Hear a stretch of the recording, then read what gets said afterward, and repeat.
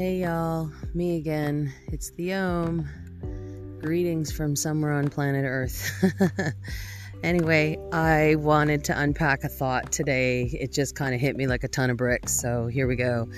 So this weekend I went away to celebrate my son's 18th birthday, which for technical reasons actually was ruined, and it shone a light on where the intelligence behind the machine actually lies, right?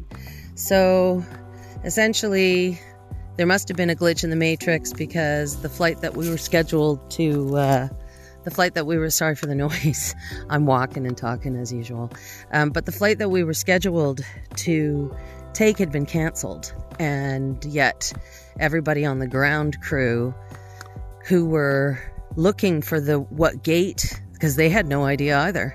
They sent us to gate A26, headed for Barcelona. Gate A26, headed to Barcelona. Gate A26, headed to Barcelona 3 times. Turns out there was a glitch in the technology, and then the whole weekend proceeded to move forward, and found myself trying to book tickets to go to this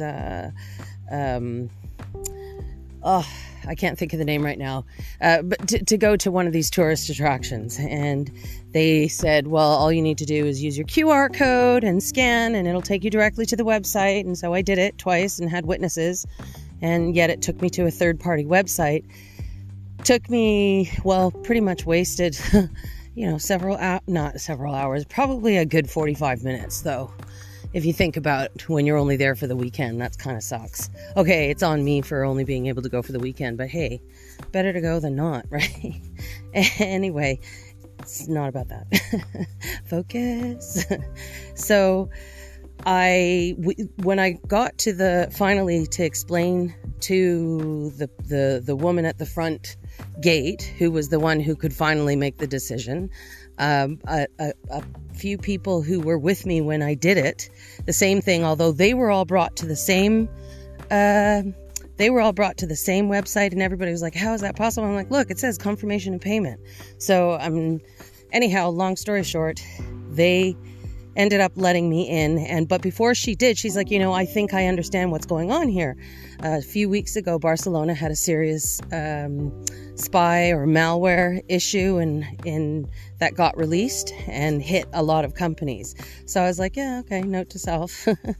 And that's what made me realize something about our need for creature comfort, to the extent that it's no longer creature comfort.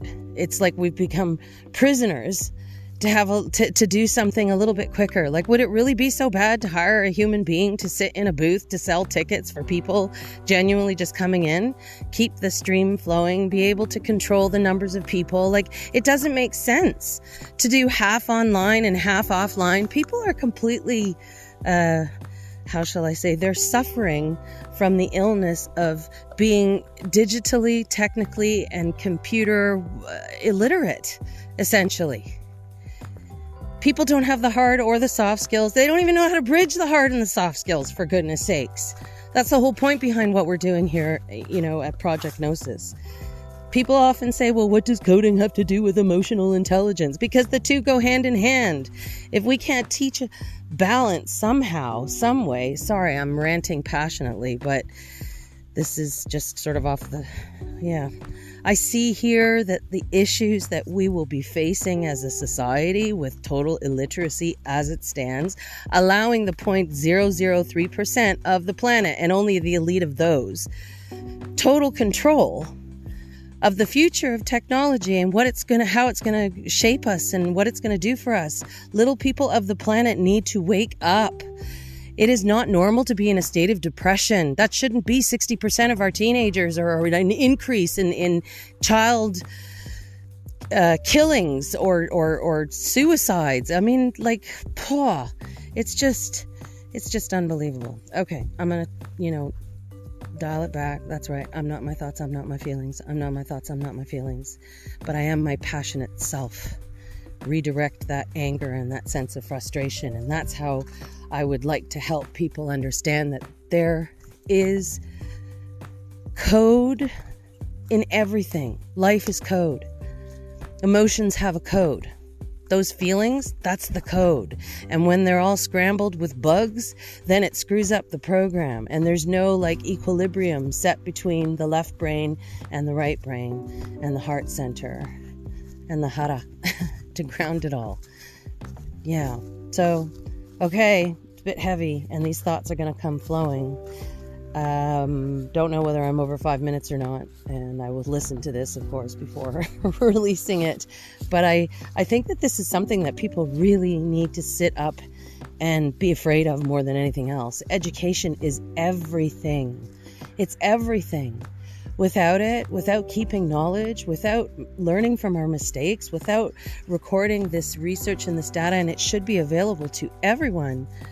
We now have an opportunity to use technology to create a sense of equilibrium and harmonics between all life in a way, if used with respect. We shouldn't be a user. We should be a co-conspirator or co-creator, right? It's not the technology that's responsible. It's for the way that we approach it. And if we don't even understand what technology is, like the vast majority, don't forget, less than 1% of the world's population currently today can code proficiently enough to, create basically with ease.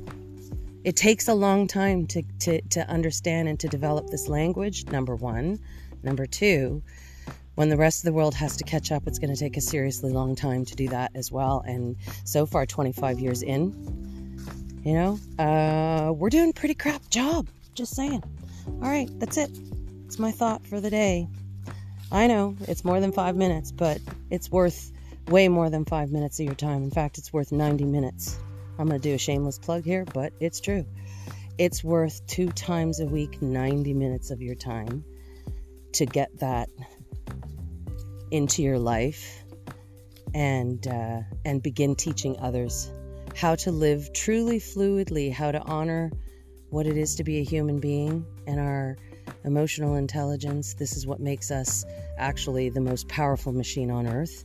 We are and we cannot be afraid of the creations that we make, because if we let them run amok, I tell you, that's a much far worse fate than just what the world thinks they're experiencing right now. And if you think that Corona on many levels doesn't have something to do with this and what we're suffering now, think again. Do your research. This is it. This is the Om. Thanks for listening. Peace out. Until next time.